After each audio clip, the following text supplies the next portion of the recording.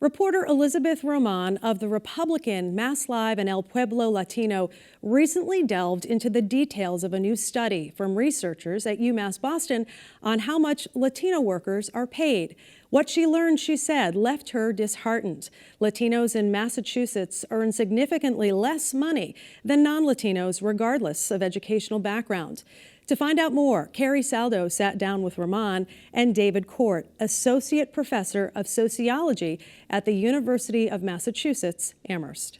My whole life I've been told if you just get that education, you're going to be at an even playing field. All you need to do is achieve at a degree, and then you're going to be able to compete. And this study is saying absolutely not. Not only are you not even going to compete, you're a woman, so you're way behind. And it was just really sad because you work so hard, and so many of my friends have master's degrees and even PhDs, and they're still getting paid so much less than non-Latinos in that same position with that same education. Yeah.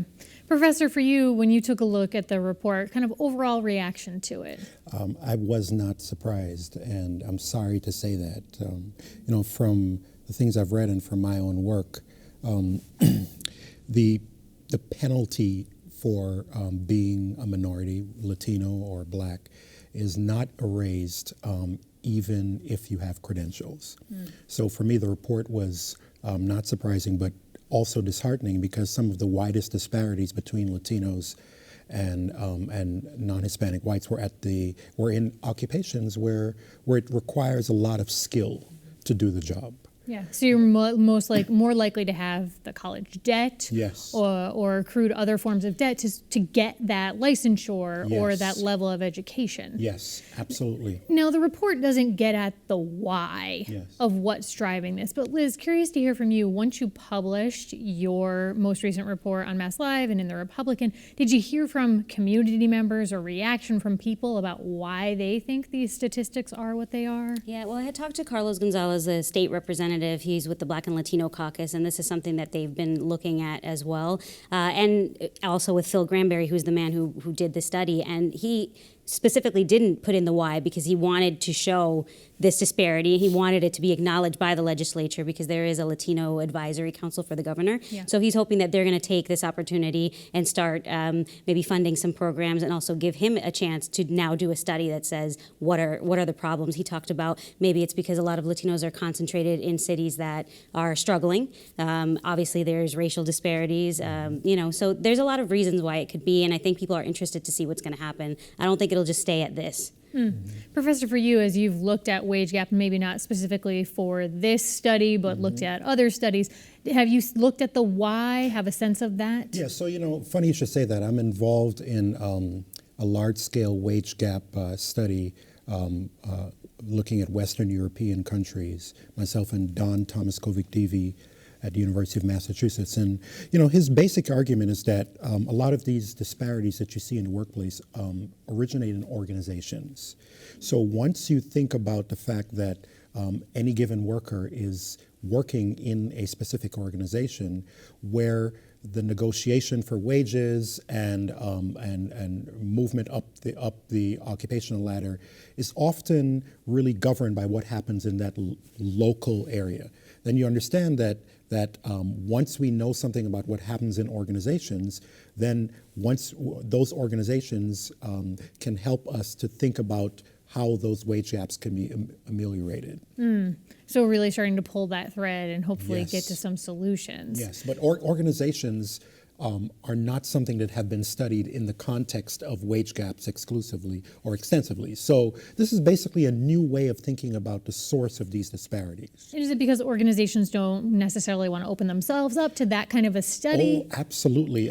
This kind of information, I mentioned it, it's coming from Western Europe. Those are the countries that permit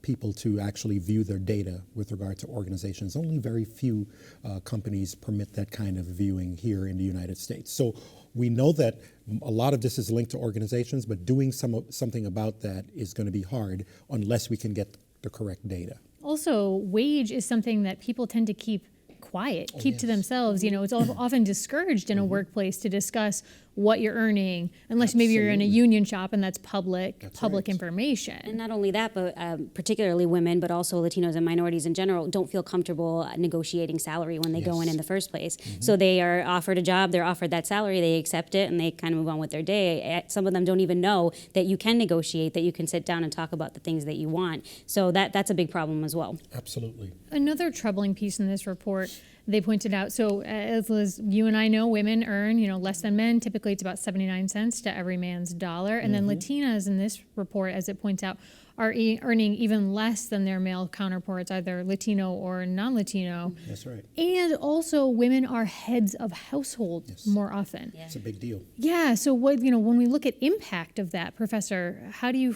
look at that? It's definitely disheartening because the majority of Latinx households are headed by women. So if women are not paid, Latina women are not paid commensurate with their skills, that has a long-term impact on what the family can do, how the family can, turn those wages into things like paying off debts, buying houses, and things of that nature. So, it's particularly disheartening. Because it then becomes a loop, right? Because that's linked to rates of poverty, access to food, access to education. Lots of challenges interwoven here. Absolutely. To the piece about education, you're a professor, you're working in an educational setting, and Liz, you said it yourself, education was supposed to be, or has been dangled out there as the key to giving oneself advancement, a leg up.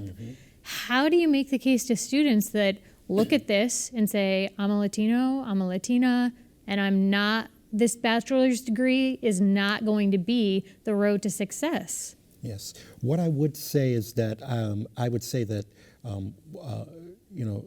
educational attainment is one vehicle, but in today's economy, students have to think about other ways of actually getting there, whether it be starting a business or getting into the real estate market. Something other than relying on just your educational credential will have to do it. Will have to come in and help you to actually close that gap.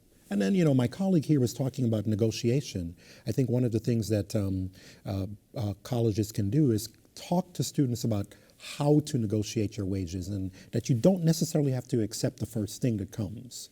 Because once you accept a wage rate, then that wage rate is actually going to be steady with you throughout the course of your career, vis-a-vis your other colleagues. Yeah, and also practicing that negotiation. Maybe it's even integrating it into a portion of a college course or something like that, because I know just professionally over the course of my own career, it used to be something I was very, very nervous about. That's right. And then as you do it more, maybe it becomes not fun, but a little more comfortable. Yes, absolutely right. And that's very important, especially for women and especially for minorities.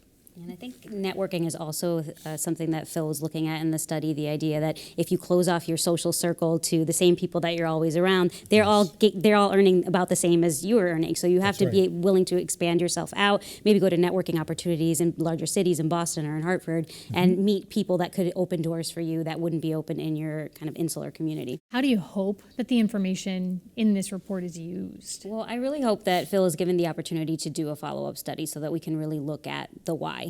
And the advisory council that the governor created a couple of years ago, they've gotten a substantial amount of money. I think it was something like $10 million to invest in programs. I haven't really heard where that has gone yet. Maybe I haven't kept up, or it just hasn't been told to me yet, but I'd be very curious to see if there could be workshops at, community colleges where you learn things like negotiation, where you talk about internships, the opportunity to go and learn a trade somewhere, even if it's for free while you're in school. I think a lot of minority students, they're just having a hard enough time just getting to school and retaining, just staying there. So if you create opportunities for them to learn these things before they're in the work field, then maybe they have a better chance.